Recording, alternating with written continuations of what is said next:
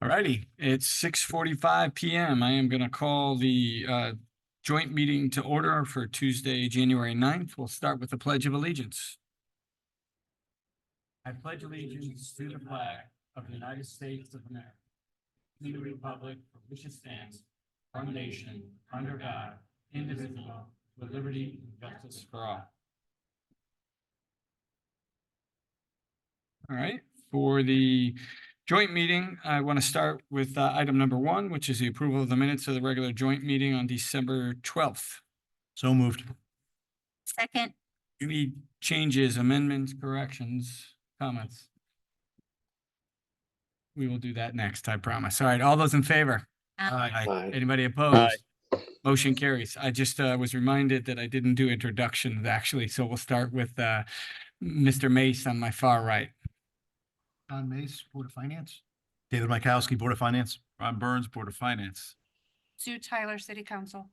Eric Rosengren, City Council. Jacqueline Olson, City Council. Jeff Caggiano, Mayor. Sebastian Paniotto, City Council. Cheryl Tebow, City Council. Andrew House, City Council.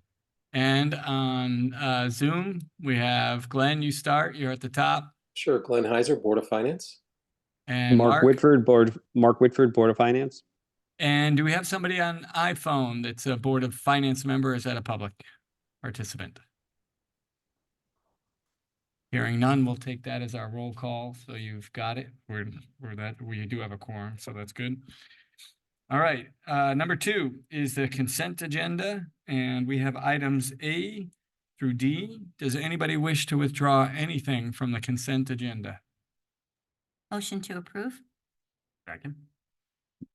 All those in favor? Aye. Aye. Anybody opposed? That motion carries. Number 3 is to transfer $31,000 from the general fund contingency account to the Department of Aging, dial-a-ride for additional rides. Move approval. Second. Comments, questions about this? Not a large amount, but they have definitely have been there and they've talked about how well that is working. So kind of a good thing to put more money in there. All those in favor? Aye. Aye. Aye. Anybody opposed? Motion carries. Number 4, transfer $52,813 from the general fund contingency account to the fire department professional fees for foam disposal. Move approval. Second. And any comments, questions on this? I have questions. Go ahead. I was just out of curiosity more than anything else is, what exactly are these apparatuses that we're talking about? Good evening. Councilwoman, those are the engines, the pumping apparatus. Oh, okay. All right. And how was it determined that only 7 of them had these PFAS? Because all of them, except for one, the new engine 3 has the F500 foam, which is the green foam, but everything else has the legacy foam that has the PFAS. And how is that exactly? How is that disposed of? So the state has a preferred contractor, Environmental Services Incorporated. There's a $3 million fund that was established this past legislative session to pay for the removal and disposal of the PFAS foam from fire apparatus. They actually drain it out of the tanks, put it into a tote. They flush out the system, the entire pumping apparatus system 3 times, and it's deemed clean by the specifications that they were contracted under, and they dispose of it wherever. I believe it's going down south to be incinerated. Thank you. And Happy New Year, by the way, Chief. Same to you. And one other thing to add maybe too, which I'm going to give you some kudos for, is that you talked about the $3 million fund, which could be exhausted, but we're kind of on the front edge of this, right? And one of the reasons that we're pushing it quickly is to make sure that there's enough funds to go ahead and reimburse us for this. Correct. Very good. Thank you. Any other questions or comments? All those in favor? Aye. Anybody opposed? Motion carries. Number 5, to transfer $15,000 from the general fund contingency account for unemployment. Move approval. Second. Any comments or questions on this one? All those in favor? Aye. Aye. Anybody opposed? Motion carries. Diane, we got to you quickly this month, so we're gonna do the monthly revenue and expense report. Take more time. We'll ask lots of questions. Right. Happy New Year, everyone. You have my report, and as you can see, for through the month of December, actually, we're exceeding revenues on tax revenues and our interest and lien fees. We're actually doing well in the prior year tax revenue, and I will add that the tax collector has actually really gone after some of the delinquent taxes over the last couple of months, and we have received some large payments. So you'll note that the prior tax revenue totaled 1.3 million, and we're already at 97.5% of the budget. So she's been very aggressive in that regard, and kudos to her for going after them. Interest and lien fees are at 64.2% of the budget, kind of where they were last year at this time. And then the supplemental motor vehicle, I'll just talk about that for a minute. They were billed, they did go out. We did not generate as much extra in billings as we have in prior years. Last year, I think we were up around almost 800,000 to a million in the additional revenues. This year, we'll probably generate between 450 and 500,000 in additional revenue. And I think that might be indicative of the economy, cars, the value of the cars and all of that with the supplemental motor vehicle list. Building permit revenue is doing well. Conveyance taxes, again, are at 90% of the budget. Investment earnings, they are posted through November. We are actually have exceeded our estimates. We're at 104.5% of the budget. So investment earnings, if we continue on this trend, will be up near $1.82 million mark for the year. So doing well there. Interest rates, of course, it's a double-edged sword. The interest rates are going up, but then if we want to borrow, those rates are going up as well. But it's good for us right now. On the expenditure side, everything is looking in accordance to where they should be. The only two items that I've noticed that have been a little bit out of trend, I think with advertising, is mostly on maintenance supplies, oil, the gas, and then our liability insurance actually has come in a little bit higher than anticipated. So right now, when I look at the expenditure, those are the only areas that I just want to highlight for you tonight. Any questions on the expenditure and the revenue report? Capital improvement. This is Mark. Can I ask a quick question? Go ahead, Mark. Diane, I'm not 100% positive, but for some reason, I think a year and a half ago, I thought they said they're changing how they do car taxes. And instead of it being the value, I think if for some reason it's like 100%, then it goes 80%, 60%, 40%, like over a 5-year period or something. And I think that was supposed to go through this year. Am I correct in that? Or do we know anything about that? I'll maybe take this one, Mark, and we can look into that further, but I don't think the legislature has taken any other action other than to put a cap on motor vehicle taxes. And what they did was they put a 32.46% mill rate cap on vehicles across the state. And the way they explained it is that you shouldn't be paying more for your Toyota in Greenwich than you are, which has a very low mill rate, than say Hartford, which has a very high mill rate. So there has been some reimbursements for that. That is going to come back to haunt us a little bit here in Bristol. But other than that, I'm not aware of any other changes, Mark, but we'll look into it. Okay, yeah, I was just checking. So I was just curious. I didn't know if it was being a plus or a minus when I went through. But again, I heard from someone, but I, again, didn't know 100% whether or not that was going through. Thank you. Yep. A couple of other things that I'll just point out. The Capital Improvement and Strategic Planning Committee will be meeting the end of the month. So we've already started that. And I know the deadline, my next topic, budget, the deadline for the budgets are this Friday. We've been getting all of the capital is essentially in. There are a lot of requests for the Capital Improvement Committee to look at, and we are using ClearGov for that. So that has been a phenomenal process, and hopefully we can expand on that and use that to really evaluate all these projects. So that, I think we scheduled that meeting for January 29th, the CIP meeting. And then the budget meetings will be starting. We have our first review next week in my office. And I think the first Board of Finance budget hearing is scheduled for the end of February. I think February 21st it might be, but that schedule will be going to the Board of Finance next week. The audit. So let me just talk about the audit for just a couple of minutes. We did receive the audit. It was on time. We did not have to file an extension. I think I might have reported at the last meeting or to the Board of Finance that we were a little bit worried that we weren't going to get it in time because there were some changes, sewer going into water. All of that happened as of July 1 of last year. So there were a lot of restatements that had to happen in the audit report. So that held us up a little bit. The report was dated December 28th. And we did receive it. Unfortunately, I don't have hard copies for anybody that might want one. If you do want a hard copy, email me or Jody. We only have limited copies because now we have it is online. So if you go to the comptroller's website, you will find the audit report there. Banking and Audit Committee is meeting January 26th to review that with the auditors. And there will be a few changes that they will go through, and I'll just highlight a couple of changes. Again, the restatement from the sewer to the water, that is an issue. That was quite a big change. It basically brought $16 million from the governmental activities and put it over into an enterprise or business type activity. So those are some changes that you will see with regard to that change. In addition, we had to report we call them Zabitas. It's software-based information technology applications. So we actually had to go, and for any software that the city has, we had to actually calculate and determine what the asset value was of that. And if we are paying that on an annual basis, what the liability would be of that. So that is something new that is on the report for this year. And I know the auditors will go into that in a lot of detail with the Banking and Audit Committee when they meet at the end of January.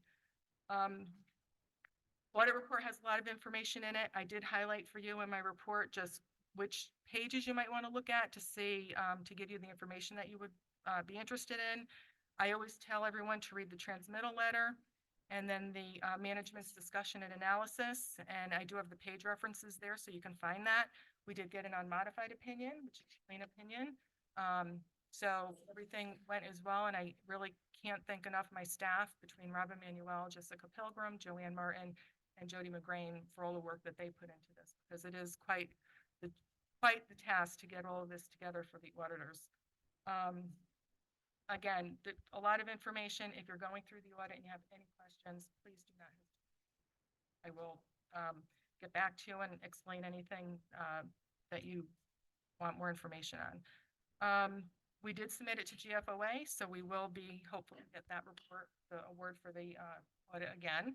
I don't anticipate that we wouldn't, but we've already received it for 36 years, so we're going for 37. So any questions on the audit? I think everybody, you probably didn't have a chance to look at it, but it is there. It is online. And if you do want a hard copy, I know sometimes it's a little easier to look at the hard copy, just let us know. The special review of the pensions in progress. I think we have an update this week on Thursday just to see what the status is. And then water and sewer also will be starting this week as well. Briefly talk about ARPA. I did just summarize for you there where we are with ARPA through December. The city has been awarded $27.8 million.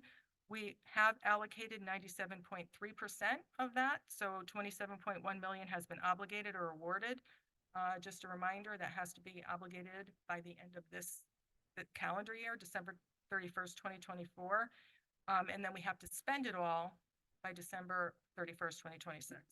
So through December of this year, we've spent 4%. I don't anticipate that we will have any problems spending it down.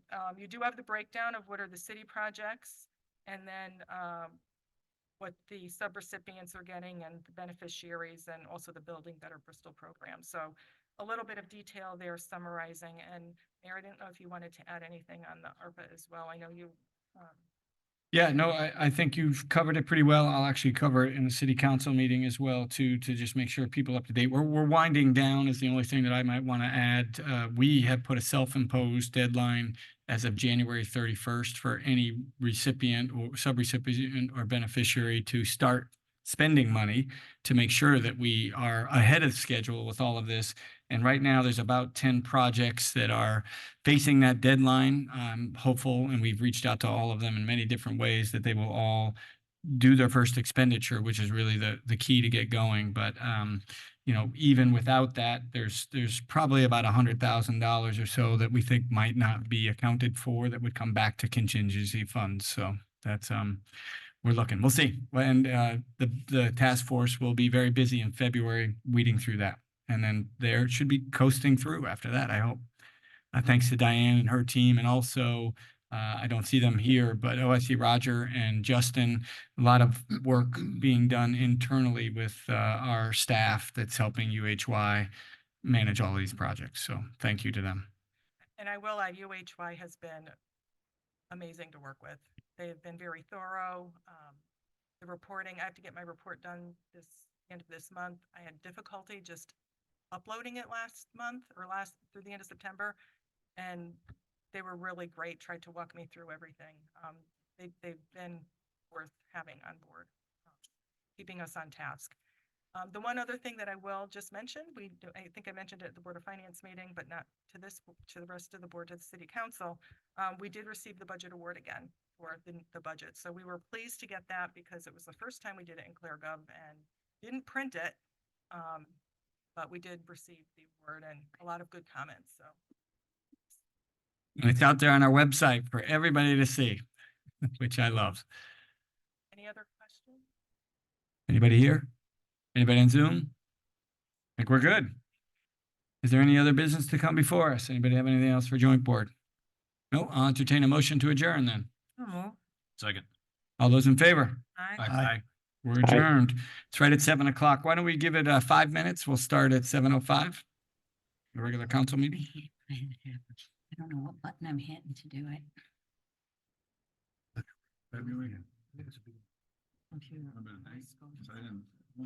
Can't even get that up. Touch it and keep moving, I guess. But you use that one? Okay, good. Now we can keep- I don't know what button I hit that knocks my page down. I so. I don't think so. I think that's It's, smaller. what's on a Thursday? Did you fill that No, I Yeah. was just saying, every Fine. time Well, it goes, it I just, closes out. I hit that button and it I'm all using this one, disappears. so that's okay. And I don't know why. It's annoying. First, not the 8th of February? I don't have it in mind. Maybe it is. Do you want me to have 6 o'clock? No, it's For those that are coming in the room, if you want to go ahead and sign up for public participation, go ahead. If you don't get a chance to sign up when we start, you could still come up and do it there. They're gonna do the presentation before. Okay. Sounds pension, that's why I couldn't find it. Oh, yeah. This is. You want these seats. Do they have enough room? Yeah, I know. Do they have enough room? The other day when I was texting. Oh, yeah, what was happening? No, they do. I didn't know how to help you. I was a I was on this double. meeting. We'll sit on the bar side. Screen Nobody answered. Yeah, they might not have helped you too much with that anyway, because it's kind of a quick thing. But did you figure it out or? But it got Yes. rescheduled. Did you change anything? Request, commission's request clarification. Okay. No, I printed it. He sent it to me earlier today. Yeah, this looks like what we talked about. So good. Teachers there. Right here.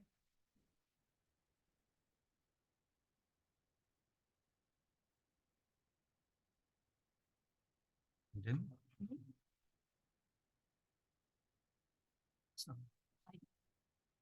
Oh, I think I gave this to you. Didn't. No, he was fine. Nobody understood our question. Oh, no, absolutely.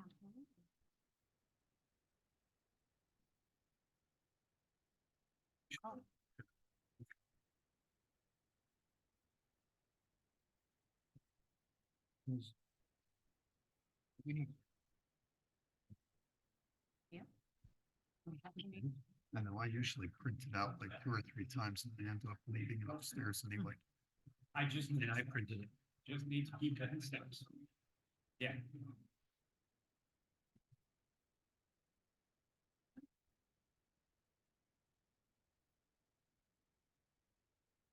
Yeah, grab the mayor, Tom.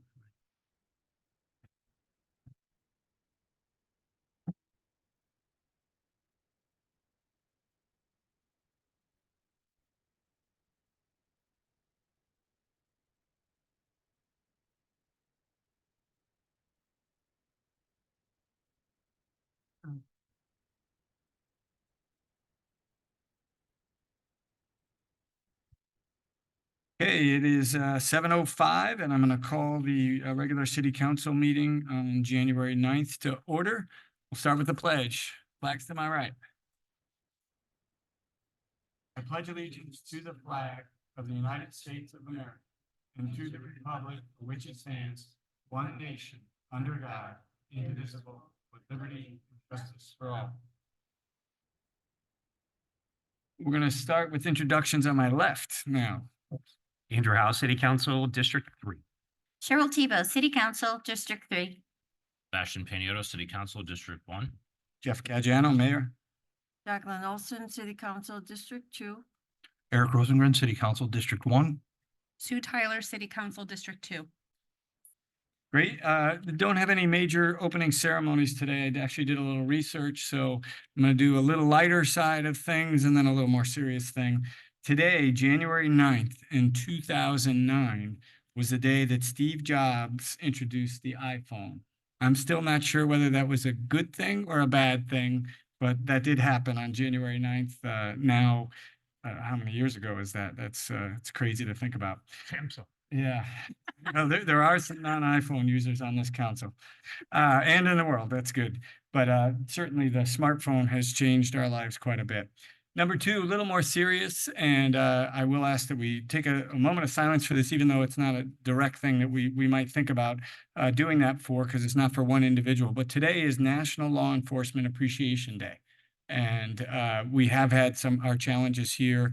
This is a day, I might have stole some thunder here, I apologize, but it's big enough that we all should recognize this. And for me, this is not just for the officers that we've lost here in Bristol. This is really for all the families that send officers out every single day into the line of duty and danger and not sure if they come back. So we are going to take a moment of silence for all those that we have lost.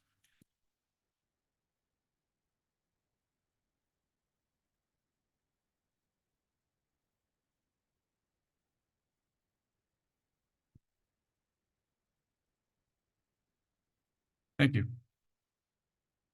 All right, we'll move on to number two, which is the approval of the minutes of the regular city council meeting from December 12th. To approve? Second. Any changes, amendments, or corrections? Hearing none. All those in favor? Aye. Anybody opposed? Motion carries. Number three is public participation. For those of you here, if you've signed up, great. I'll go through everybody here first. I see some people online that may want to speak. We'll get to you second on the Zoom side of things. So first one on my list is Mickey Goldwasser. And just a reminder to all, we ask you to adhere to a 3-minute time limit. Hopefully you can get all your thoughts in there, and we have quite a few people signed up tonight. Also state your name and address for the record, please. Yes, good evening, and I will take 3 minutes. I'm Mickey Goldwasser, 171 Diane Lane, Bristol, Connecticut. I am a commissioner for the ECD and have been since 2005. I also chair the downtown committee of ECD. I was a member of the mayor's task force and committee that created All Heart. And finally, I'm a member of the mayor's ARPA task force. And what I'm speaking on tonight is when we start talking about Rockwell Theater, the thing that we have to realize is downtown is in full swing. All the pieces of the puzzle are coming together. And the theater is just one of those pieces. When I think of the theater, I know it's attached to a school by a wall. And as I talk in favor of allowing concessions and alcohol, this would be outside of any school event. This would occur when school is not in session, when it's not being used as a school, and would be governed by different rules, which you folks would come together, the how, the why. But I am speaking in favor of it because when I look at the theater, I think in terms of competition. When we talk in terms of competition, we're talking about places like Infinity, the Palace, the Warner, Oakdale. All of those venues allow concessions that includes alcohol. That helps them get bigger acts that come together. We have a gem sitting there, and giving folks a reason to come downtown would be to have entertainment. And most likely they would come earlier, they'd go out to dinner. So that would help the local restaurants. Afterward, they may go out for dessert and a nightcap. And so I think in terms of an overall experience, this is just one part. And so This will again draw folks downtown a reason, and it's not just purely, because people just want to go and enjoy and relax. So concessions are a big part of that experience. So I am in favor of that. I hope you all vote to move that along, and I thank you for your time. Thank you, Mickey. Deb, sure, you're up next.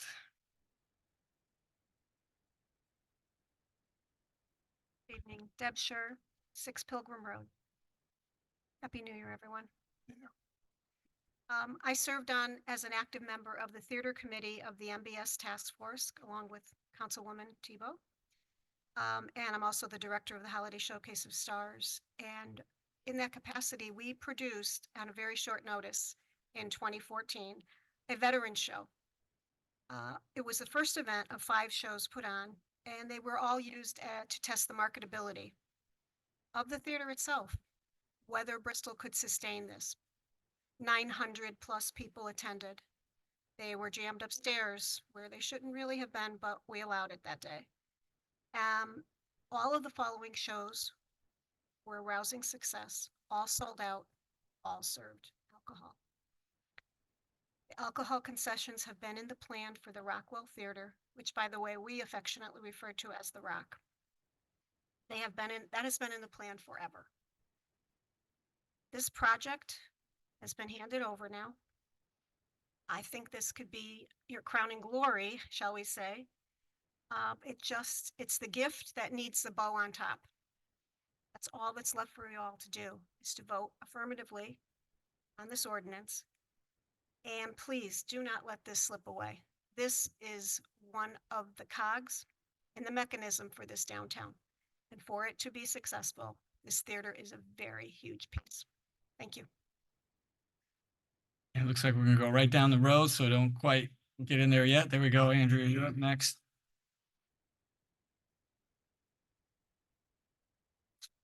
Andrea Adams, 67 Bayberry Drive. Good evening, Mayor and City Council. I'm presently on the Arts and Culture Commission, the Mum Festival vendor chair of the Mum Festival. I was very active in the Bristol Rising Group during the initial stages of the downtown revitalization, and I was on the theater committee, which was a subcommittee of the task force to look at the options for the Memorial Boulevard School. Hence, much of the information I'm sharing is because of the research I did on the impact of the arts and culture in the city. I'm not an artist and I don't have an art background, so it was important for me to learn the impact if I was going to support the initiative and the project. When Bristol Rising hosted our first pop-up piazzas, we were introduced to the idea of a beer garden. When we approached the city, they were resistant. So we did our research and we showed them the successful cities who had already implemented the idea and asked them to work with us.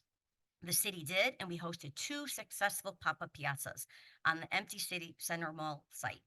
The Mum Festival Committee worked with the city in 2016, so a beer garden could be added to that event, and this has been an added amenity that people enjoy. Here are some facts. Amenities such as the museums, great parks, and a variety of restaurants and theater entertainment venues are often the driver which transforms a place into a destination. They provide a range of services, comfort, and wonderful experiences. They have a direct impact on people who want to live in the community, as well as people who visit.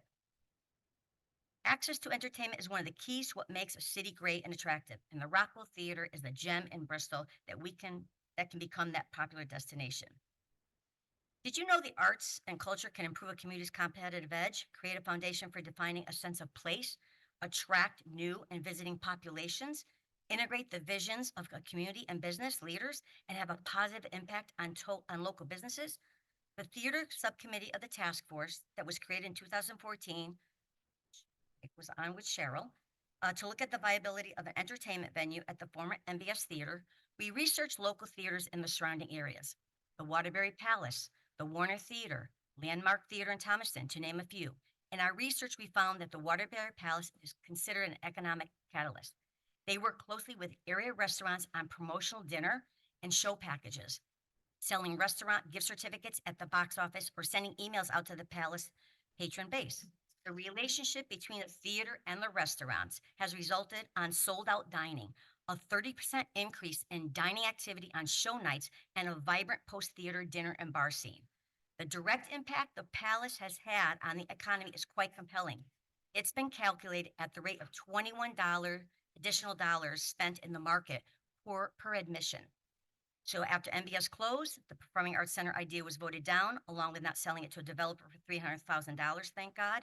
It was decided to look at the Art Magnet School and restoring the theater. Here's where the model of that Waterbury Palace and Performing Arts School model was closely looked at. That theater is physically attached to the Magnet School. There are provisions where the school and the city agreed to cooperate with the use of the Palace Theater.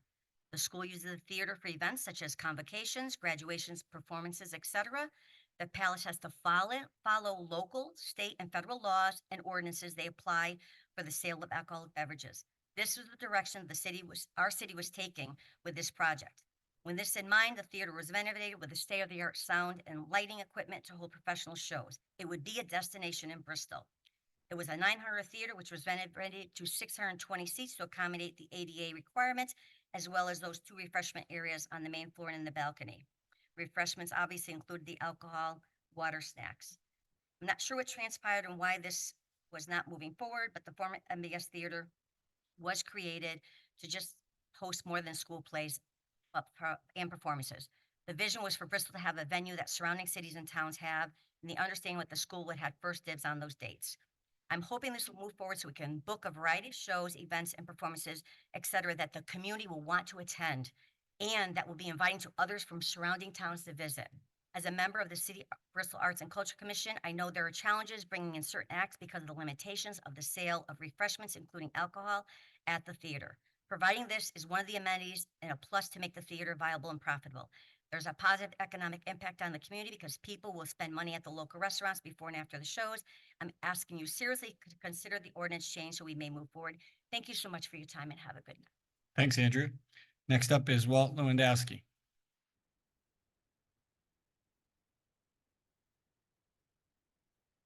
You got the whole Arts and Culture Commission right in that row. You maneuvered it well too, Walt. Name and address for the record, please. Walter Lewandowski, 76 Bellevue Avenue. I don't have any notes like my predecessors. I read something recently that in order to speak from the heart, you speak from the heart and don't read it off paper. So I hope I don't get you lost along the way of the quick journey we have here. I'm an art teacher in the Bristol Public School System and also serve as chairman of the Arts and Culture Commission. A couple of years ago, when we did the walking tour for the state of Connecticut to allow us to have this cultural district, along with Mayor Caggiano, I helped lead that tour, which culminated in a meeting down at Bames in a conference room just after we had toured the theater. So that was kind of the ending result of that tour. And we were subsequently granted one of the 5 cultural districts in the state at that meeting, which was a great experience for all of us there. And as I think Andrea might have referred to it, it was the crowning jewel at the end of the tour was the Rockwell Theater, and how everyone from the state mentioned what a jewel this was and what it could become. So I'm here to ask for your progress made on this ordinance change to allow us to serve alcohol, not because it's going to help us at the theater. I've been at every event we've run at the theater so far. I've talked to hundreds of patrons. Every program we've put on since the inception, we've taken a step up. We've gotten great feedback. And again, the question always comes up about refreshments and things like that. It's not going to help us. It's going to help the city. And that's why we're here tonight. We want to see the city grow. This is like a built-in economic development engine. We want to be not just a little hole in the wall theater. We want to be a destination for Connecticut, a destination for New England. Everybody who's been to the theater raves about it. We're just trying to upgrade little by little, taking one step at a time. And we think this will be the next step that will get us closer to the top. Just a quick point of reference before I wrap it up. One of the frustrations for me in education, and I've served on a lot of committees where we make decisions about policy and practice, is it's a very slow moving engine. We have to do surveys and we have to study things and we have to discuss and we have to do deep dives into data. By the time we make a decision, it's 2 years down the road. We're at a point now where if we want to be that destination in New England, that shining star, we need to act now. time is now. The decision tonight could affect the uptick of that theater, the economic development for downtown as it grows and we add more buildings and apartments and shops and people. We don't want to be the drive-through between somewhere else in Hartford. We want to be the place where people are going to stop, are going to enjoy themselves, are going to spend some money, are going to bring in their friends from other towns, and who knows, maybe even live here and add to our economic base. So once again, I strongly encourage your taking under this consideration and passing the ordinance. Thank you very much, Walt. Next on my list is Ellen Slipsky.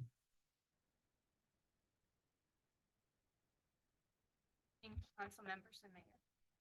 I live in Southern, and the reason I'm here is not the theater, but Lane. And this is for Coventa, the energy facility. I'm sure you heard about the excessive noise that we've been hearing in Bristol, Southington, and Plainville.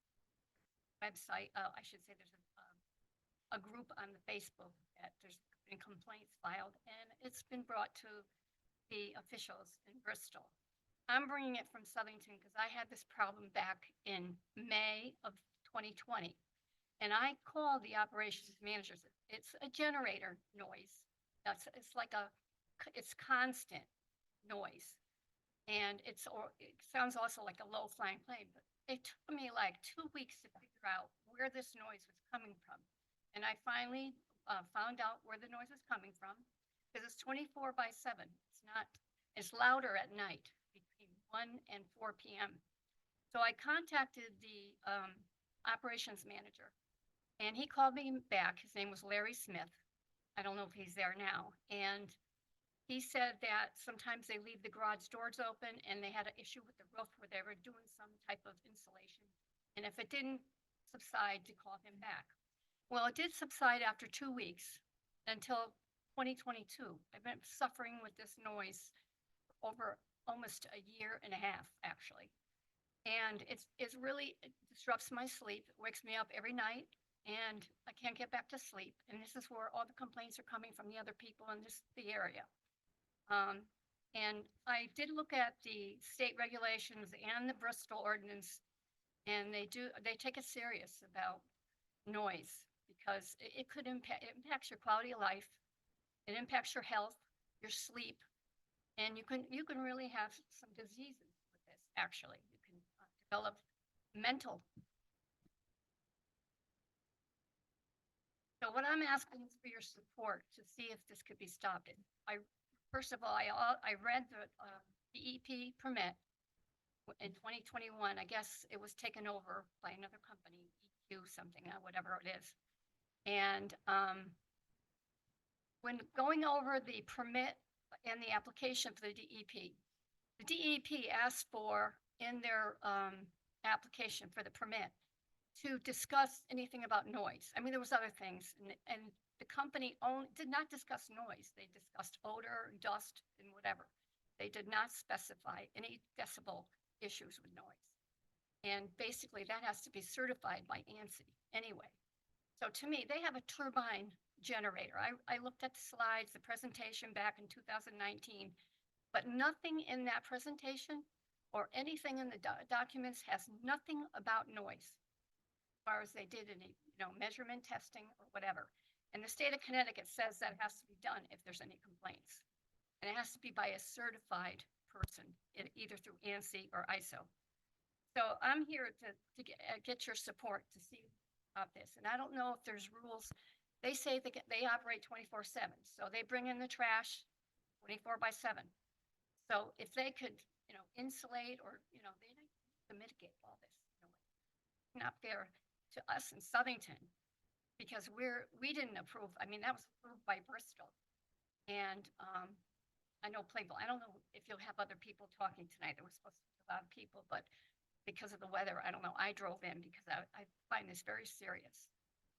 We need to get this resolved because I don't want to move. And people moved out of Bristol because of this noise.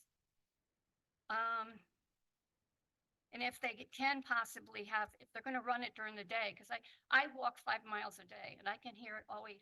If you go to Jude Lane, you can hear it, and that's 4.8 miles. You can hear it. twice. I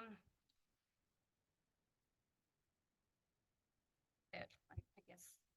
Thank you very much. I appreciate you coming. We don't have it as part of our agenda tonight, so I will just give you one quick update on this as well too. We are all aware of this. It has been reported to some of the agencies that might have some oversight on this. In the city of Bristol, we have actually done our own due diligence, and from a decibel level, our police department has been out there multiple times. So this is not necessarily a sound thing. It's a new word I just learned. It's called infrasonics. And it is something that I'll learn more about as we go through the process. But Covanta themselves have put out a study, and they haven't put it out yet, but they've undertaken the study that was supposed to end last week. And so we're hopeful to hear something from them. I know that DEEP has been notified by our Bristol Burlington Health Department on this, and they are working collaboratively. I think you said something that is somewhat true. I don't think DEEP has much oversight on this specific issue at this point, but they're involved. And, you know, some of these things are very difficult because this is not necessarily against any of our city ordinances or anything that we can do at this point, but we're working very closely with Covanta. And we might have a Covanta positive announcement coming later too on another issue, but it'll just show you how we are working with them. I understand what you're talking about, and it's being looked into. Can I ask a question?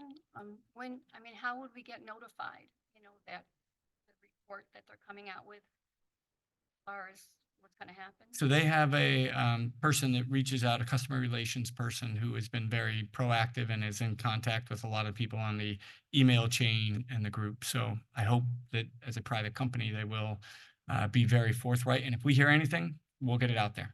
So we have your name and address as well too. I'll ask that maybe you just leave your phone number with me as well. Since you're the last one on here, you can take this, write your phone number on it, and then give it to the clerk over there. Is there anybody else in the chamber that wishes to address the council? I know a couple of people came in late. Come on up, and you'll just have to, well, leave that up there if you would, and she can write her name on there as well.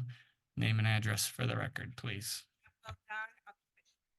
Come out, you got to come right to the microphone or nobody on Zoom can hear you.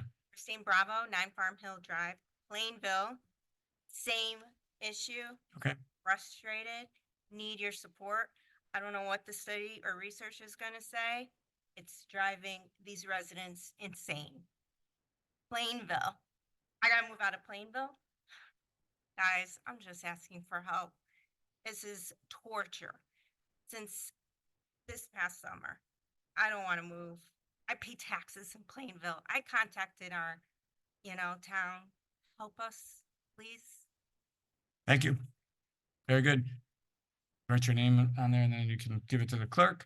Does anybody on Zoom wish to speak to the city council? You can raise your hand or unmute. All right, I don't see anybody. So we will move on to number 4, which is announcements. I'm going to start on my right now. Go ahead, Sue, you start with your announcements. Thank you, Mayor. You stole my first item. I apologize. But you did it so much better than I was going to do. Just to recap, January 9th is National Law Enforcement Appreciation Day. A couple of PSAs from our Bristol Police Department. Just a reminder, there is a parking ban in effect. So overnight hours from 2 a.m. to 6 a.m. until March 15th, there is no parking in the street. And also, if there is a winter storm ban put into place, like we just experienced over this past weekend, there is also no parking in streets during that issued parking ban for a winter storm. Also connected to our recent weather, just a reminder to everyone, sidewalks have to be cleared. If the storm stops between 3 a.m. and 9 p.m., you have 12 hours to clear your sidewalks appropriately and safely. If the storm ends between 9 p.m. and 3 a.m., you have 9 hours. So please make sure that you are either clearing your own sidewalks or, hiring someone or getting a neighborhood kid to help you with that, because that's for the safety of everyone who uses the sidewalks. One more thing, vehicles running. We all get out there and start our vehicles because it's cold out. Just make sure that if you're leaving your vehicles running, that you lock the doors. And also just one quick little shout out on the topic of porch pirates, which we've been seeing a lot of on Bristol Talks. There was one incident here in Bristol, and the citizen did realize that this theft from their porch happened pretty quickly in a very short period of time after it was delivered. And they called the police department immediately. After a brief investigation, one arrest was made. So just, if you're having packages delivered to your porch, kind of keep an eye on that. Know when it's being delivered, grab it as soon as you can, have a neighbor grab it for you. Or if there is a theft, reach out to our police department right away. Because with quick information and some help from video cameras and stuff, they are able to do a great job. That's all. Thank you very much. I'm going to make one apology as well, too, just to follow up on the storm today as part of my announcements as well. I just found out from the Board of Ed there's going to be a delayed opening tomorrow, but some of your sidewalks and the aprons of your driveways today may have gotten replowed over with snow. So I'm just going to apologize. I think most of that's going to melt tomorrow, but I also wanted to thank Public Works because they did a tremendous job over the weekend keeping up with this storm, and then didn't get to take a break at all because today they were trying to make sure that we're prepared for all this rain that's coming. So thank you for that update, and you got rid of one of my announcements. Eric, you're next. All right, it's back by popular demand here. West End Association has brought back the Taste of Bristol. Tickets are available. It's 20% off your bill at 42 local restaurants during March and April. It's $5 a ticket. Look like that. All the restaurants are on the back. Each ticket will include an entry for a drawing of over $500 in restaurant gift certificates. The drawing will be held April 30th. All proceeds go to the West End Association.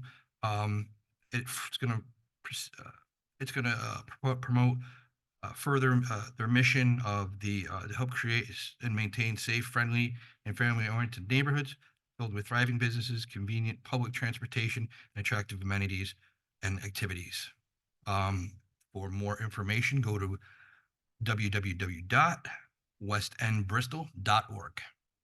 And you can get those tickets in the mayor's office as well. In the So we mayor's have there office, in a bunch Bristol- of different places. Yeah. Bristol Bazaar, Family Roots, David Haverfield walks around with them.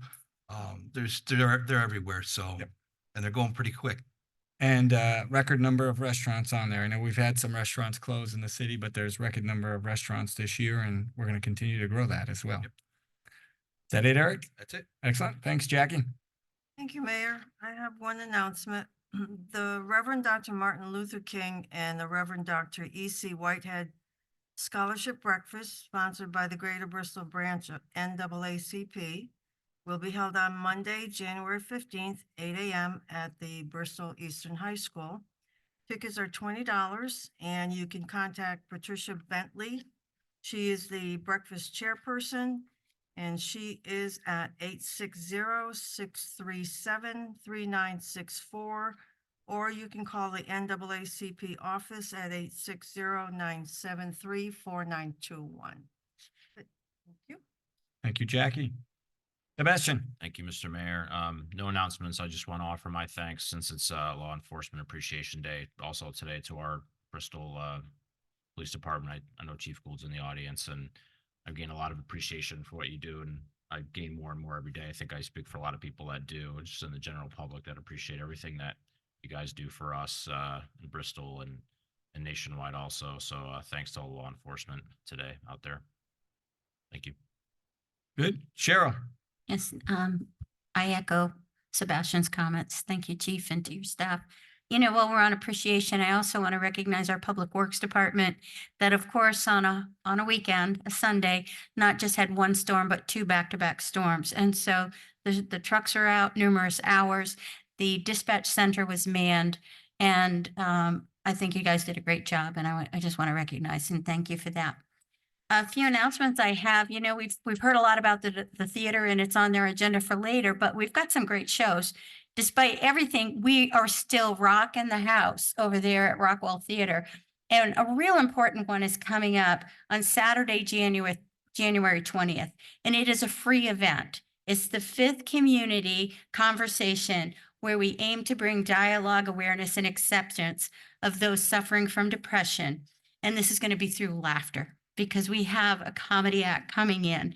And after the comedians are done, there will be the opportunity to see a discussion panel with anyone seeking mental health support from 6 different informative booths that will be here. Now, this event is from 6 to 8:30. It's free, but you do have to go to downtown Bristol Rockwell Theater to reserve a seat. Right now, the first floor is booked, but there are plenty of seats in the balcony. Every seat is a great view. You don't want to miss this one. Coming up on Saturday, February 17th, it's the Animaniacs. Okay, and this is coming from the Warner Brothers animated zany, animani, and totally insane evening. Okay, and there's going to be sing-alongs and cartoon backgrounds, and this is a beautiful family event. So doors open at 5. That is Saturday the 17th. And then for the ladies in the house, okay, men can come to this too, but I have a funny feeling it's going to be a little irreverent. Maybe not. Guys, what do you think? Women of a Certain Age is a comedian show. And I'm going to read this. Unfettered mouths and uninhibited minds of the funniest, most daring, and most experienced people in the country, the women that have seen it all. So that's going to be a fun event. You don't want to miss that. Those are 3 events coming up. I also do want to make a call out, both to the American Legion Post 209, very active in our community. And as you know, the eagle was stolen from a monument in Quinlan Park earlier this year. But Pepin Steele stepped up. And so kudos to Pepin Steele. Alan Pepin designed the original memorial, and he unfortunately has passed away. But Pepin stepped up and made another eagle, and it's now installed. So thank you to them. And then lastly, as we talk about, you know, blood drives are ongoing. There's a few coming up. Again, this is sponsored by the American Legion. They have 3 coming up at the DoubleTree, Monday, January 8th, Friday, January 19th, and Monday, the 22nd. I'll post it on my Facebook page. Blood is at a needed supply. And then later on, CERT in February is also having a memorial blood drive, and they're going to recognize some former CERT members that they want to honor. So keep these in mind. If you can't make these events, you can contact the American Red Cross, schedule an appointment.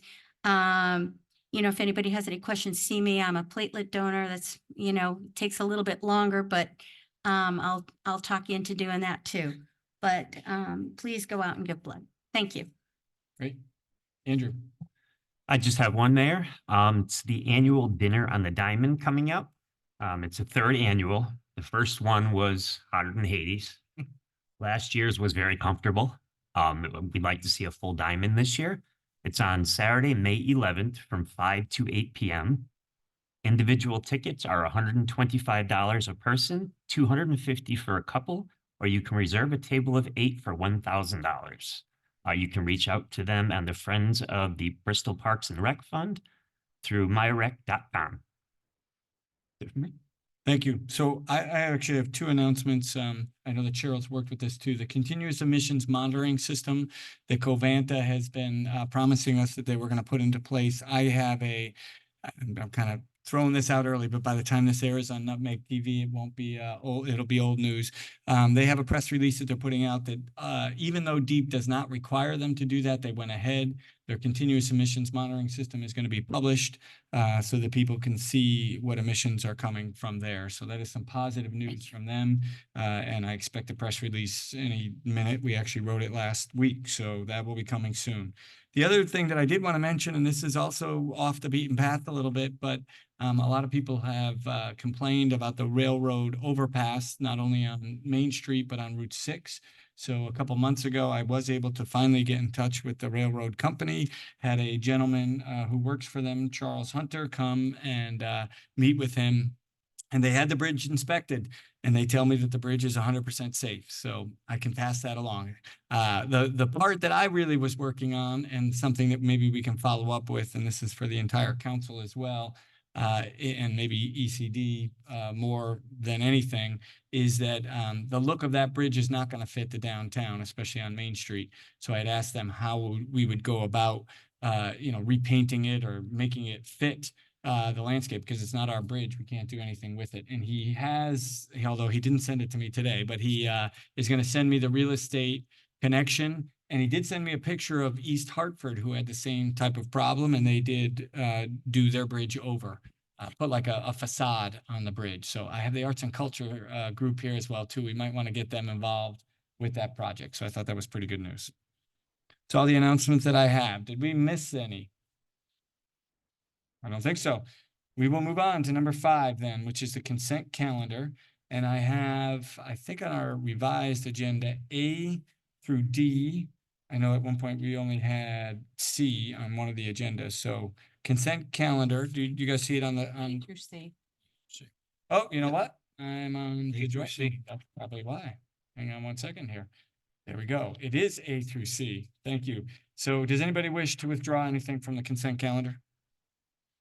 I'll entertain a motion to approve. Motion to approve. Second. All those in favor? Aye. Anybody opposed? That motion carries. All right. Number 6 is reports and committee reports. Let's start with 6A, which is the salary committee. Yes, thank you, Mayor. On the agenda, we have a motion to approve a second position of a civil engineer effective immediately. And this would also to provide an opportunity for promotion of civil engineers to assistant city engineers upon attainment of their professional engineering license. What we found, and this has been discussed at length in our Public Works meeting and at the Salary Committee, is that it's been very difficult to find somebody to fill the role of the assistant city engineer. But we felt that if we were to hire, instead, we have an opening for a civil engineer as well. And if we make that assistant city engineer position also a civil engineer, we can go out and hire 2. They have to work on their certifications to get their, PE license and so forth, which is a 4-year process. And when they do, they would be eligible to be promoted to assistant city engineer at that time. It's very possible we could have 2 city assistant engineers, which is actually a good thing. It's a strength for the city. It's very possible that one at that point might decide to move on, and then we have one and we rehire a civil engineer. And after great discussion and also looking at the attempts of Public Works to try to fill, as I said, the other position, we felt this was a good alternative and we wanted to move this forward. So that is the motion to approve a second position of civil engineer effective immediately and to provide an opportunity for promotion of civil engineers to assistant city engineers upon attainment of professional engineering licensing and to refer to the Board of Finance for informational purposes. Second. Great. Anybody else want to speak on it from salary committee first? I think you did a good job covering that, Cheryl. I guess I'll add one other little positive as well. At least for the time being, this is a cost savings measure because both of them, we don't have that assistant city engineer, which is more a higher code. And so we're coming in at a lower cost at this point, and we'll see how it works out. Thank you. Comments or questions? All those in favor? Aye. Anybody opposed? Motion carries. Let's go on to 6B. I'll come back to do committee reports after. We'll just go through these because I know some people are waiting for C here. B is the real estate committee. And Sue, you have this? Okay, I actually have 2 under real estate.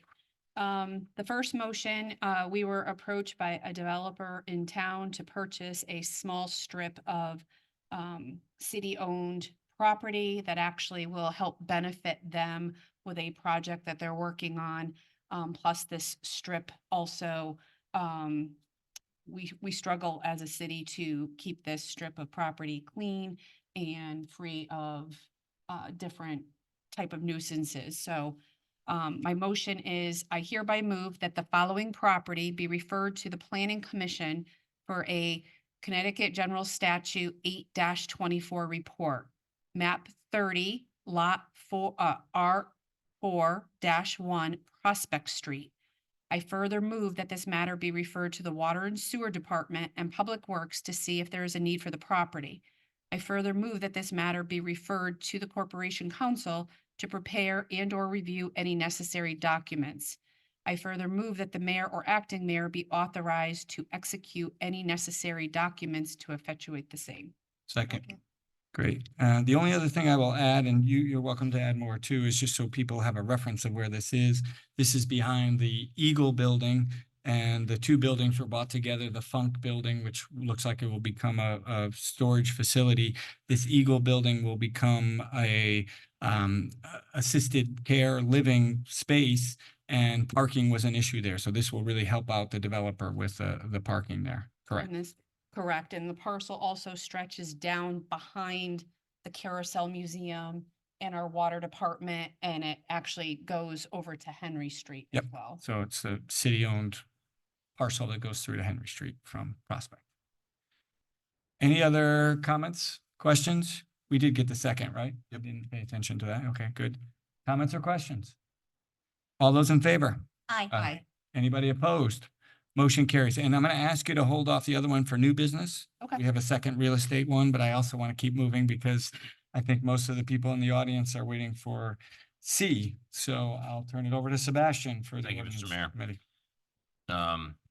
This is in direct relation to comments received earlier today and a public hearing that was held on January 2nd in regards to consumption of alcohol and possession of alcohol by those aged 21 years or older at the Rockwell Theater. I'll go ahead and read the motion, then we can have discussion. I hereby move that Article 3, Alcohol Liquor, Section 15-48, exception of the Code of Ordinances of the City of Bristol, Connecticut, is hereby included to read as follows.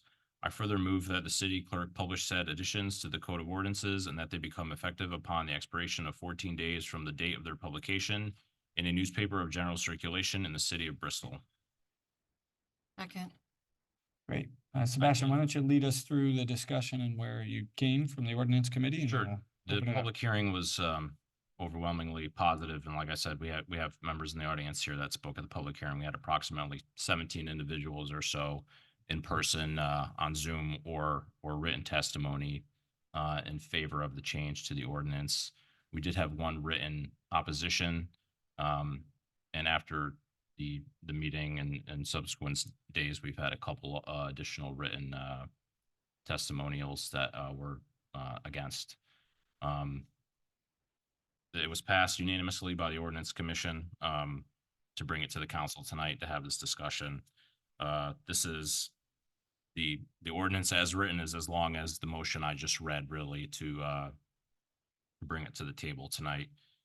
Consumption of alcoholic liquor and possession of an open container of alcoholic liquor by a person who has attained the age of 21 years is permitted during any city-sponsored and permitted events held in conjunction with the Rockwell Theater at the Bristol Arts and Innovation Magnet School, BAMES, or any function, festival, event, or celebration conducted on or within a public highway, public area, or parking area pursuant to any law, statute, ordinance, resolution, or permit authorizing the sale and consumption of liquor in or upon such public highway, public area, or parking area. So just to reiterate, the only thing that was added was city-sponsored and permitted events held in conjunction with the Rockwell Theater at the Bames. That is the one difference. That is the only change to that section. This would go to the Board of Ed, where, as opposed to this change, which is relatively brief, there would be more unpacking. There are several policies that the Board of Ed would have to take a look at. Allowance of alcohol on school property, consumption of alcohol on school property, sale while students are under the supervision of the district, maintaining an alcohol-free workplace. So I think by and large, we would all agree that those are good ideas. So I understand that part of the issue here. We also have insurance and liability factors that we have to take into consideration. So we're trying to make a holistic decision here tonight. We've had many invested parties, Memorial Boulevard Task Force, Parks Department, the ECD Commission, Arts and Culture. We've had Board of Ed members speak on this.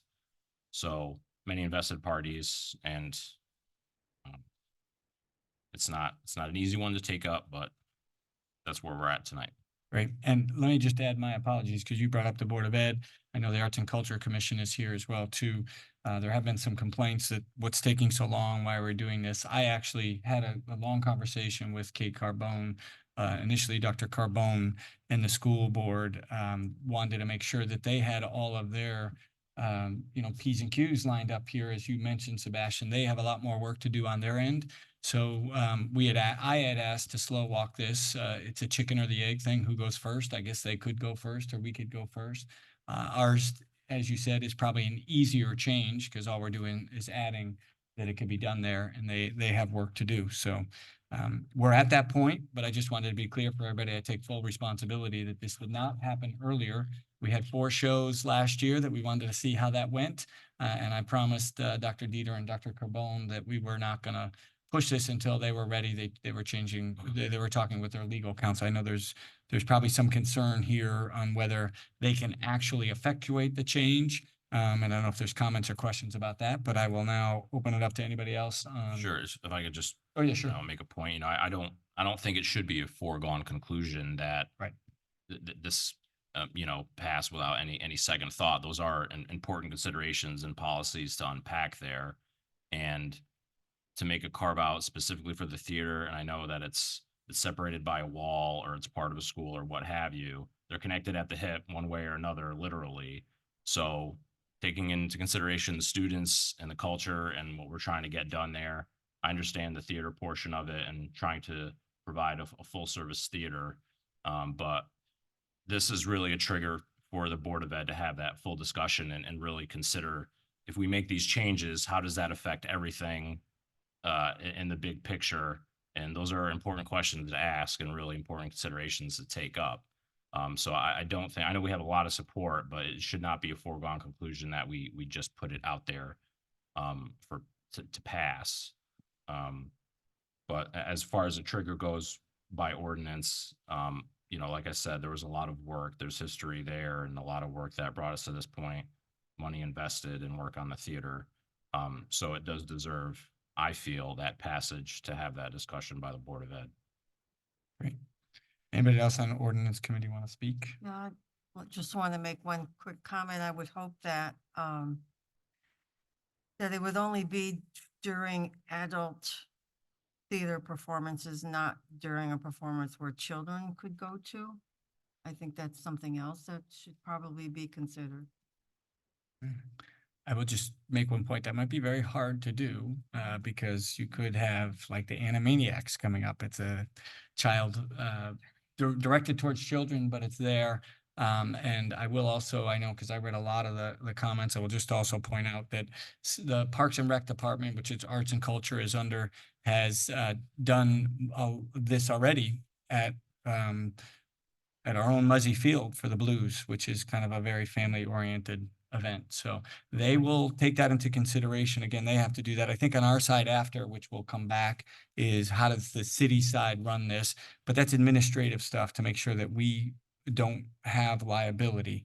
I think that's our other big point that we will talk about after the fact, but we got to open the door for them first. Go ahead, Cheryl. Through the chair, thank you. And I do also sit on ordinance. Before I give my own thoughts, I would like to share an email I received this afternoon because I think it drives home a point that we haven't heard yet. And this email says, "Dear Cheryl, good afternoon. My name is J.R. Russ Grove, and along with my wife Leanne, we own and operate 4 restaurants within the city of Bristol, one of them being Main Street Pint and Plate, which is located 1/2 mile from the theater. Pint and Plate is our dinner bar restaurant, which has been in operation for over 6 years. We signed a new lease that will keep us here for another 4 years, perhaps maybe even longer. We have been asked to give our thoughts regarding the sale of alcohol at the theater when concert venues are being held.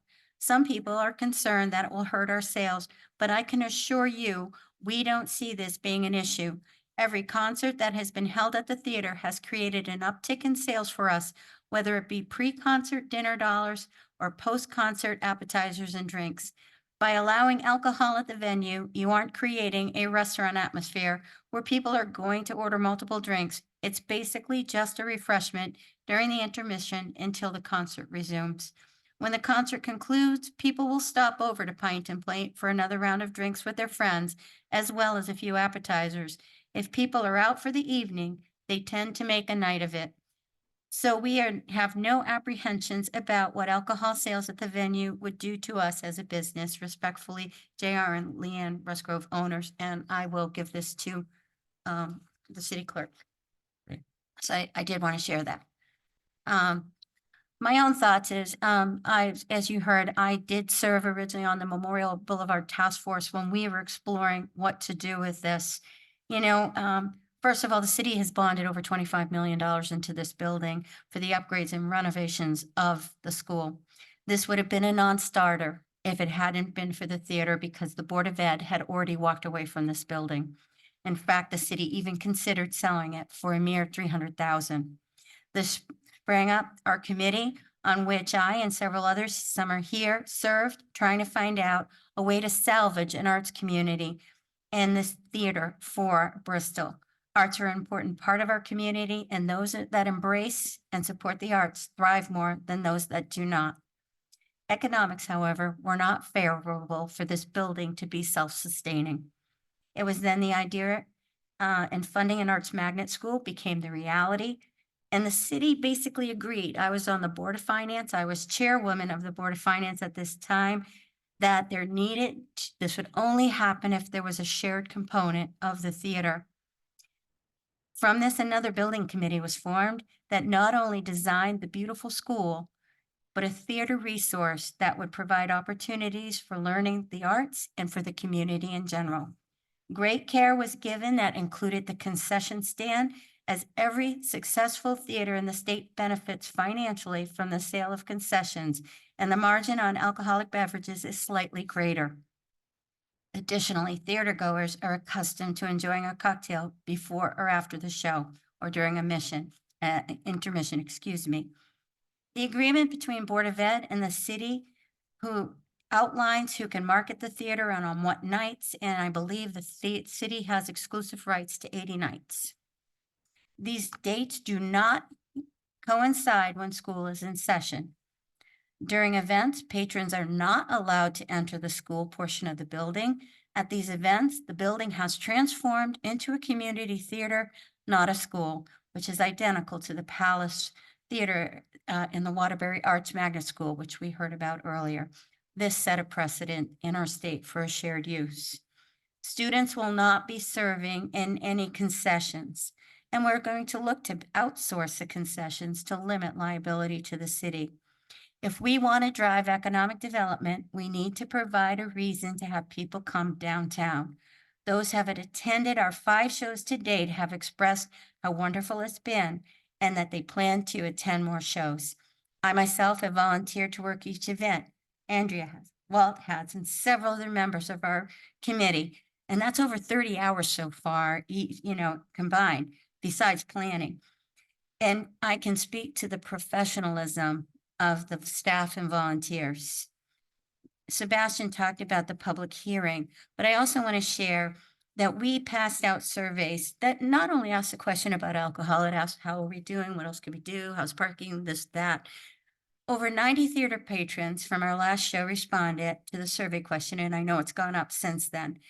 When I wrote this, 36 of them, or 40%, were in favor, 2 or 2% were not in favor, and 52 or 58 did not respond.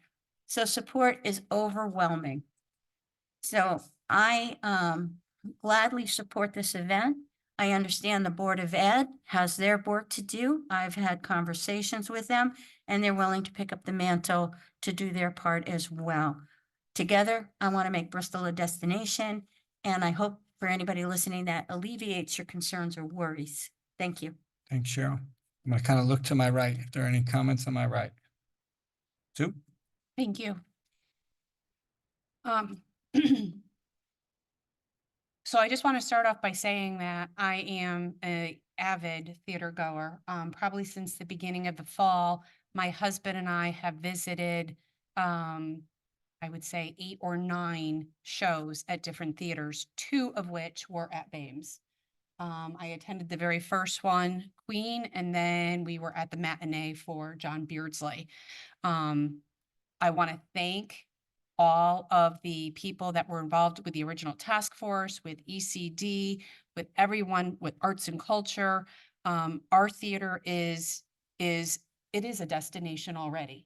It's still in its infancy stage, and we're just starting. But with all the different theaters my husband and I have gone to, I have to say that Bames is right up there.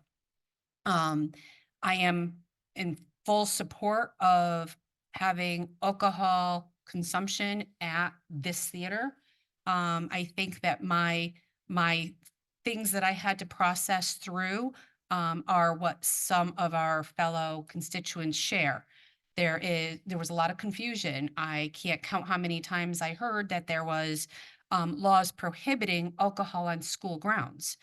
I have done several deep dives through our state statutes and consulted with various attorneys, including our own corporation counsel. There is no such statute that prohibits alcohol on school grounds. Another thing that I think that I was struggling with in the beginning, and that some of our constituents are still struggling with, is, the chicken before the egg, just as the mayor had mentioned. It's a little confusing why the city has to approve it in order for the Board of Ed to work on the policies. A lot of people, myself included, were kind of like, well, let the Board of Ed debate this and decide what the policies would be, and then come to us and we could just make a change in the ordinance. It almost feels like we are telling the Board of Ed and the staff and, the parents that they have to do this. I do think that overwhelmingly, if the information is put out there to our city, I do think that most people would be in full support of consumption of alcohol at the theater. But there is this whole question and debate about, did we, build the school to support the theater? Did we have the theater to support the school? Is it a school? Is it school grounds? So I think that's where a lot of this has become very complicated. And my one thing is, I'm a little disappointed that we did not do a better job. We, all of us, did not do a better job getting the information out there to our community. And no knock on my fellow colleagues here, but this came up for the very first time in ordinance in December, and brief conversation and public hearing on January 2nd, which was where a lot of people had not even gone back to work yet, had not gone back to school yet, and they were unaware of it. And now we're here tonight. I do support moving forward and making this change for the Board of Ed to be able to discuss policy. But I just want it on record that I think we should have done a better job of getting the information out to the public. In my mind, this would have been a great example of maybe another quick public hearing where we got all of the information that has been shared with us through these emails, through our ECD, out to the public. Because there's still a lot of misinformation out there, and I think it's our job to be very transparent and to take a little bit of time and make sure that our community understands all of that.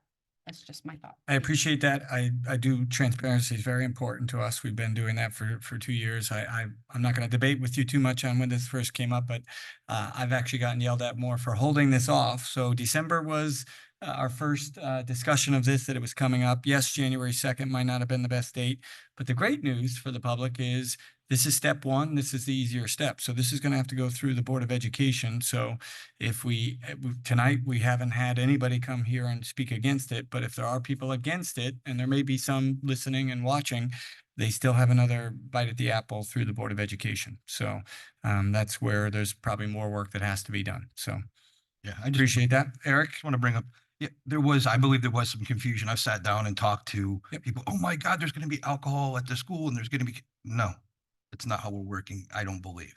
So I think that through talking to people and letting them understand what was going on, they came around fairly well to it. And I said, this is just the first piece. We have to see how everything's going to be, but this is the first piece to doing. So in my experiences and who I've talked to so far, people seem to be overwhelmingly for it. So, Great. I'm going to finish on my right here. Do you have any other comments, Jackie, or questions? No questions, but I'm not opposed to allowing adult beverages served at the theater performances. Personally, I don't feel that I need to have alcohol to enjoy a theater performance, but to each his own. Whether or not serving alcohol is going to bring the intended revenue, I don't know. I'm not an expert of that as well. Or will it bring more people from out of town? I don't know that either, but I'm not opposed to it. Great. And then Andrew, I don't think I heard from you, but we'll open it up if you want. First, mine just quick, so. Go ahead. The 1-2 things that have me, or I'm for it, ultimately, I'll be quite honest up front, I'm for it. I go to the Palace Theater in Waterbury a lot. Perfect example that you can go side by side with. It's connected to the school, same premise, different setups, but it works there. It works very well at the theater. We have, during our Mumfests, we have a giant beer tent, which is a couple 100 yards from the same door. So if people don't have an issue with a beer tent at a large Mum festival, I don't see why there should be an issue serving the alcohol within a lot school into an open adult theater. No, it just doesn't make any sense to me why we're even still discussing this, and it hasn't passed, and the Parks and Rec Board has finally been able to just get what they need to get done. They're waiting on all of us to stop dragging our feet, and it's time we need to pick our feet up. We'll have an opportunity to do that in a moment or two, I think, and then we'll have to give it to the Board of Ed. Cheryl? Through the chair, just I wanted to respond to a couple comments.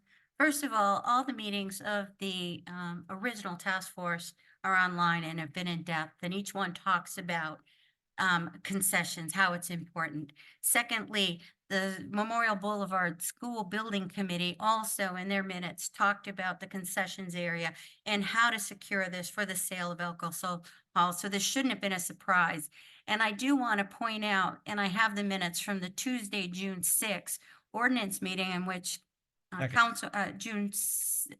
June 6th. June 6, 2023, where Councilwoman Tyler was chair at the time, I did bringing the issue up to be discussed and to be entertained. And it was told it would come back on the next agenda. So this is not a surprise. We have been talking about this, and I have emails that were sent from one of the members of the Board of Ed to the ordinance committee to discuss what they need to do. So it hasn't been in a vacuum, and it's not sudden. And so I just felt I needed to say that because it's documented in minutes and correspondence. Thank you. Any other comments? Go ahead, Sue. So I did not say in any of my comments that it was a surprise or that the topic hadn't been brought forward. We had not actually put it onto the agenda because I did defer to requests not only from the mayor, but also our superintendent of schools. This was not discussed and debated in open meetings. And no, I'm sorry, Cheryl, because I did not put it on the agenda for the stated reasons. I did not at that point in time have extra time in my life to watch back all the old videos and to refresh myself. So I'm not saying it was a surprise. I'm just saying that once it actually came onto the table, this is very new for most of us. I'm who going did to not interrupt attend those this if you meetings. don't mind, because I think the point has probably been made that, you know, the public may not have had their full say yet. We have our piece. I think I'm feeling like we have consensus on our piece of this, and people are going to have another bite at the apple. So we can debate that all night, but that's not what's really on the table to debate right now. What we are going to take a vote on now is, are we going to approve the ordinance as written? All those in favor? Aye. Is there anybody opposed? Motion carries unanimously. All right.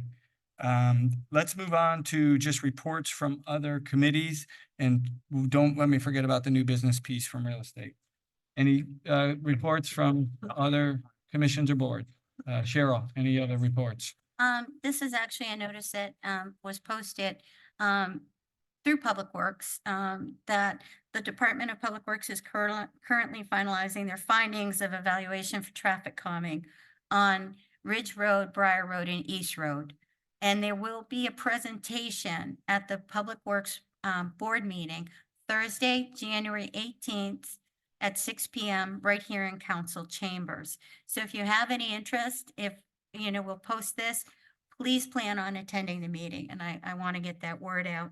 While I'm staying with Public Works, just again, I thanked Public Works earlier, but I just want to point out that typically Public Works does have 38 vehicles that are out, available for use. These are contractors that supplement our own city vehicles. The list is down this year. Contractors are chasing, driveways, they're chasing the dollars. And so we do have less contractors on the streets, but we are using water and sewer, and parks is also helping. So please know that a plan is addressed and that your streets will be clean. If it's an emergency storm and it's posted, we have this storm, you can, if you have an issue with your street, call the dispatch office. And that number is 860-584-7791. So you can call in if your street hasn't been touched, or if it's an emergency, and your call eventually will be answered and addressed. And I did want to share that. It's probably more efficient than Facebook, but we fielded probably 6 or Yep. 7 of those, and we pass them right along. Yep. Public Works, but that's good. And just lastly, the West End reconstruction is currently in winter shutdown. Okay. Connecticut DOT will continue to plow the roadway. Barrels will remain up during the winter.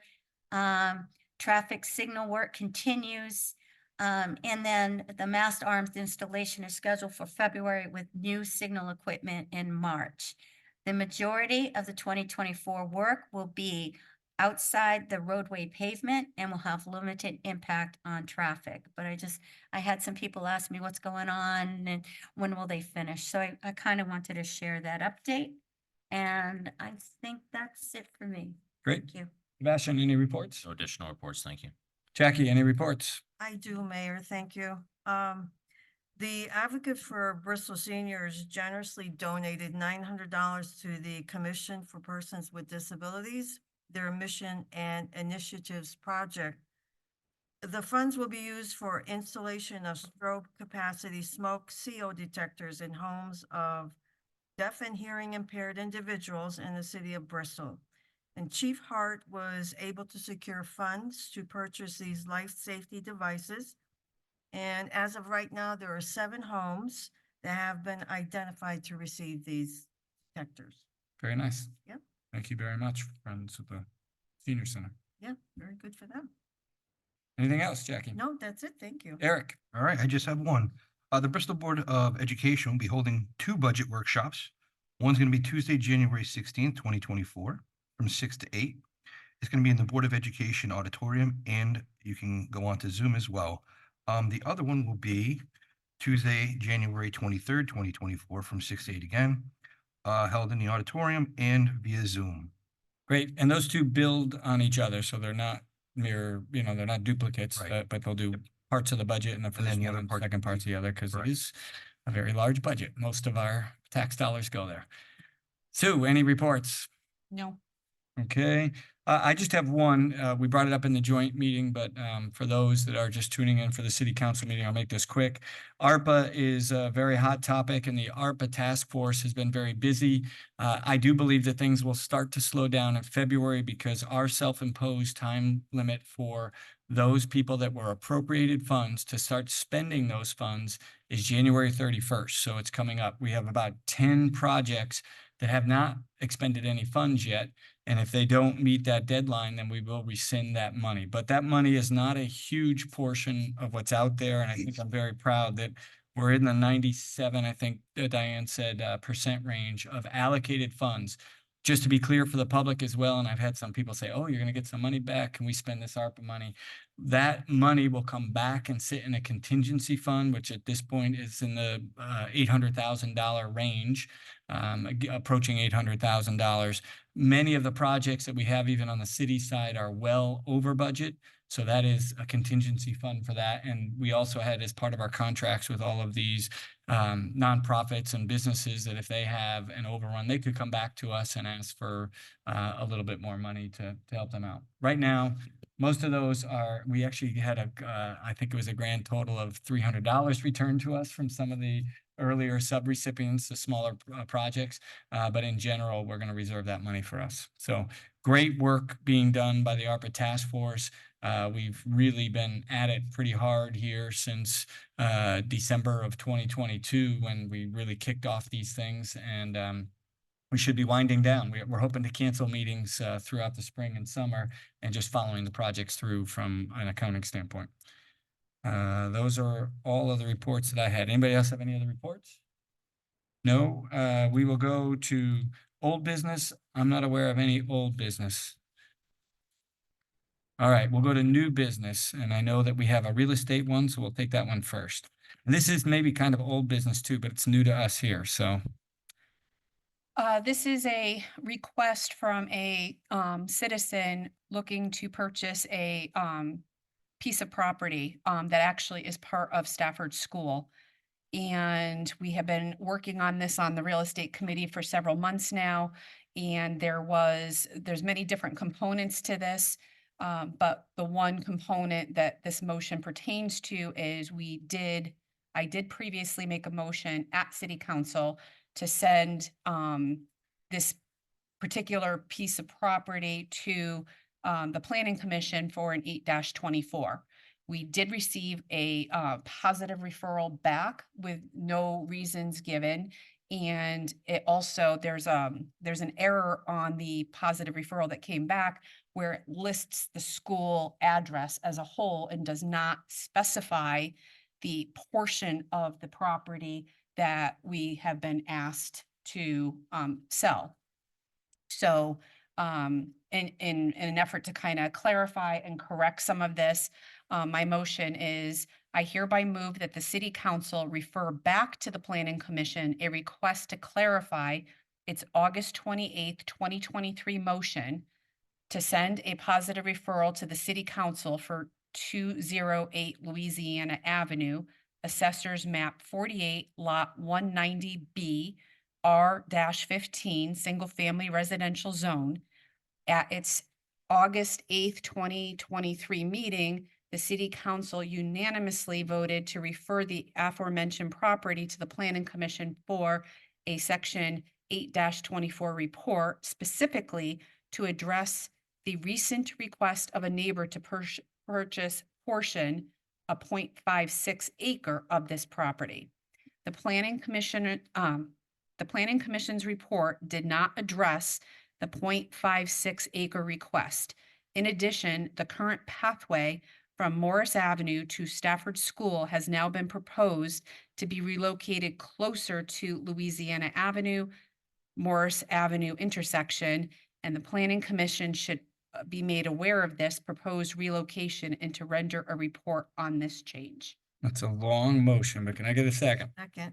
All right, and just to add a little more clarity to that, but I just think you did a good job, but just to recap is, the new thing we learned is that the 0.56 acres was crossing over a pathway that's used by hundreds of students that leave Stafford School and get picked up on Morris Avenue.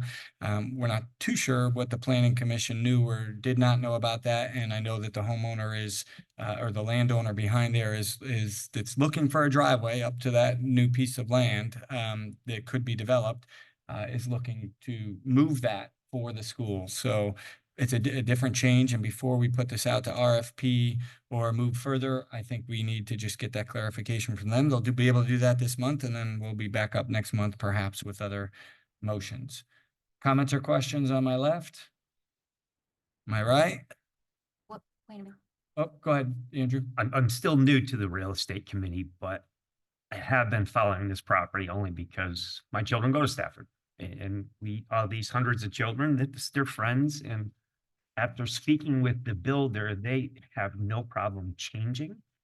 It would actually, the pitch wouldn't be as high for the rundown and the icing to happen. I don't see any reason as to why this has not been sent for RFP. I sat on planning for many years, and we've had plenty of referrals come back without being specified because of this, that, or the other. It's just an 8-24 that they do, or 5 of them a month. So we need to get this moving. You know, So I'm going to take the middle again here too, so that we just have kind of the same thing argument that we had before, that we're slowing this up. And I just think this is the prudent thing to do. We want to do things right.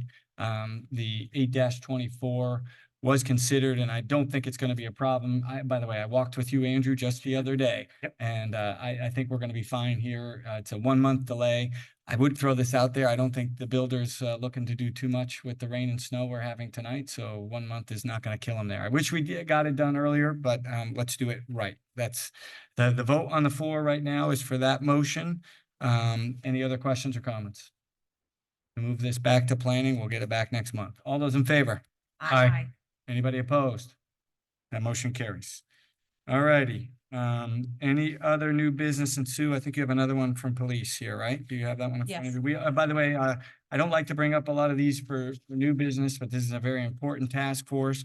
I gave you all the hard copies of this, so unfortunately it's not in our packet, but this is something that we'll explain a little bit more, but go ahead with the motion, Sue.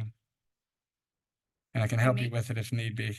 I make a motion to authorize the mayor or acting mayor to sign the memo of understanding for 2024 for Bristol PD's continued involvement with the Greater Hereford Regional Auto Theft Task Force. That was spot on. Thank you. Second. In a second, great. And so this is a great task force that has been working. There's really no changes to the MOU. It's just a re-sign by our charter. Council's got to give me permission to do that. You guys can read through all the great things that they've been doing. And I think on Law Enforcement Appreciation Day, there's no better time to approve this. Questions or comments? All those in favor? Aye. Anybody opposed? Motion carries. Very good. I can sign that for you, Chief, and get it to you tonight. All right. No other new business, correct? Good. Resignations. I'm holding my breath. Nice. I think 2 months in a row now. We're doing much better on lack of resignations. We're filling lots of spots, and I'm very excited about where we've been going. While I search for my list of appointments, which, no, I got a newer one than that. This is version 12 that we're on. It's over here. And so, but the good news here too is one of the things we are tracking is I believe we will only have 2 vacancies moving forward. Inland Wetlands, we have 1 vacancy for an alternate member. And on the Youth Commission, we had somebody age out, so we need an under 21 age person for the Youth Commission. So this will be a new milestone for us. I'm very excited about this. So a bunch of appointments here, but let's go ahead through it. First, Arts and Culture Commission. I'd like to entertain a motion to appoint Maria Solis to replace Samantha Bonafetti. That term will expire in 4/26. So moved. Very good. Yeah, any comments, Cheryl? Is On it. There we go. No, I think everybody's aware of her ability and her stage presence and her ability to perform. And I think she's going to be a great addition to our team. I see some nods coming in. We had previous discussions with Ariana, who is, the theater manager. So I think this is a great step. Thank you. Give you that opportunity because the Arts and Culture Commission is hanging in here, which is very nice. All those in favor? Aye. Anybody opposed? Motion carries. Next, on Energy Commission, we've had an open position here for an extremely long time. So Greg Klimick has stepped up and said he'd like to be appointed. That term will expire in 1/27. Need a motion? So So move. Second. We're good. They're looking down. All those in favor? Aye. Anybody opposed? Motion carries. Energy Commission is now filled as well. Through the chair, Yeah. he's an elected official though. Does that, You can serve on when other we boards. read and that commissions. memo you sent out, that didn't, That was for the land use commissions. very good. So you can't be on multiple land use commissions. You can't be elected to, work in the city and be on the Board of Ed. So there are certain restrictions, but this does not, to my opinion, do those. And we're trying to move Greg around too, so that he doesn't have conflicts. But he's very active and wants to get involved. And this has been an open position for a long time. So we're good. I get legal counsel, give me a check. On the fire board, we are making a motion to reappoint Anthony Benvenuto, and that term expires on 1/27. So second. All those in favor? Aye. Anybody opposed? Motion carries. I don't know if we need another motion and a vote on this one, but the Housing Authority of Bristol, we had put Ricky Buffard forward, who was reappointed on December 12th. But we had the wrong term for him, so the term was 5 years. So I think we should do a motion to just correct the record, or, I'll move it. so we're going to move, the motion will be that Ricky Buffard will now fill that position and his term will expire in 12/20/28. Second. Okay, all those in favor? Aye. Anybody opposed? That motion carries. Housing Code of Appeals, to reappoint Thomas Mera for a term that will expire on 1/26. So moved. Second. All those in favor? Aye. Anybody opposed? Motion carries. Inland Wetlands, two different ones here. We'll take them separately. To appoint Faye Duquette as a regular member. She's replacing Rich Ministro, and that term will expire on 5/24. So moved. Second. All those in favor? Aye. Anybody opposed? Motion carries. Did you guys get the first and second? Okay, good. And then to reappoint Anthony Pellerin, he is an alternate member. He's going to stay an alternate member, and his term will expire on 1/27. So moved. Second. All those in favor? Aye. Anybody opposed? Again, that's the only major commission that we have that has an opening, and it's an alternate position. Library Board, we can take these together. To reappoint Eric Frenette, his term is 1/27, and Kim Ploget, her term is 1/27 as well. So moved. Second. All those in favor? Aye. Anybody opposed? Motion carries. And then School Readiness, which this is also filled out as well. This is a citizen at large member. Might have business thing too. I'm not sure, Andrew, but anyway, business at large member. To appoint Yasina Fuentes, term expires 8/24. So moved. Second. I think I got the first name right. Yeah, you did. All those in favor? Aye. Anybody opposed? Motion carries. We have two for Transportation Committee. One's a reappoint, so we want to reappoint Joseph Wasta, and his term will expire on 1/27. Move approval. Second. All those in favor? Aye. Anybody opposed? And this is kind of nice, worked out well. So our U21 youth commissioner wants to serve as well. So this is Ramon Peters, and he will be appointed and expire in 1/27 as well. Move Move approval. approval. Second. Whatever. Whatever. Whatever. One of them. Erica's got it. All those in So whatever favor? Approval. Aye. Anybody opposed? And last but not least, Zoning Commission, we are going to appoint Peter Caruso as an alternate to replace John Lafreniere, and that term will expire in June of 2026. So Move moved. approval. Second. Second on Andrew. All those in favor? Aye. Anybody opposed? Motion carries. All righty. So let's move on to number 11. And this is to award the contract 2C 24042 streetscape improvements at North Main Street from School Street to Center Street to Martin Lavero Contractor in the amount of $2,175,251.50, and to authorize the mayor or acting mayor to execute any and all documents necessary to effect the said contract. Move approval. Second. Comments or questions? All those in favor? Aye. Anybody opposed? Motion carries. Number 12, to award the contract 2C 24-027 Bristol landfill erosion repairs to Yield Industries LLC.